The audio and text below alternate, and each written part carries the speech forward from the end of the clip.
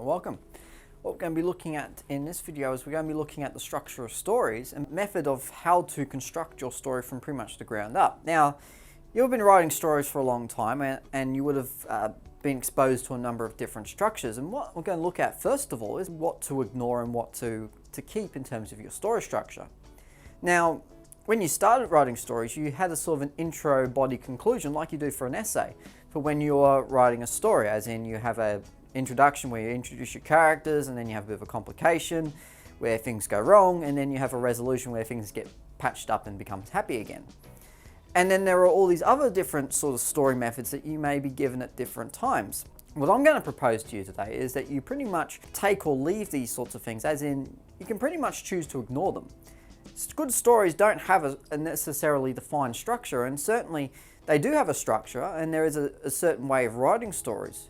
But it's not something where you have to box it in and have a particular curved graph or something where you lead up to a certain point and say, well, I have to go here next because this is where the story structure tells me to go. Just write the story as they come naturally, and I'll explain this process of naturally writing stories and what a story needs to have rather than necessarily how it should be structured. As I said, most story structures are impossible to follow as they impose what your story should do rather than what it needs. Now, this is an important word here, word needs. A story needs things. It needs essentially the same things that allow you to grow. They need to have temperament, they need to be disciplined, they need to be all these different things. Now, if you have a look at the chart like the one to my right here, there's all these different things which are saying, oh, this happens, this has to happen, and it's a little bit rigid, and certainly good storytelling is not rigid at all. And certainly the stories that you're going to be writing are not going to be having rooms for big introductions and big finishes because of the fact that what you're writing is over a very small space.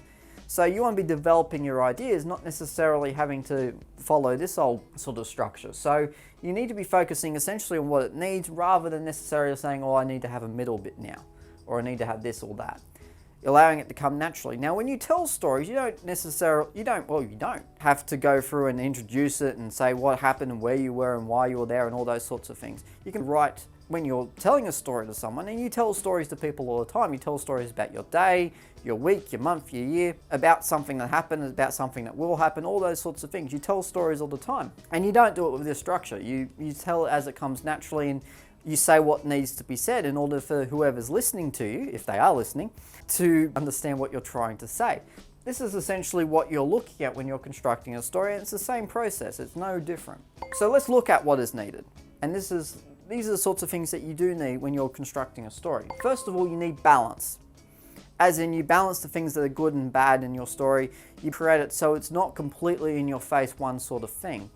And I'll go through all these things in a moment.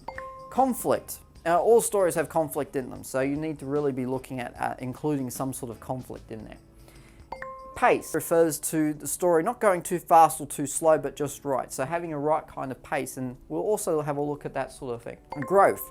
It needs to grow. It needs to start somewhere and have a finish where you feel that there's some bit progression that's been made. Now, as I said, this doesn't necessarily go into some sort of structure, but there has to be some sort of sensation that the story has progressed and that it's gone deeper, that that someone has grown a bit.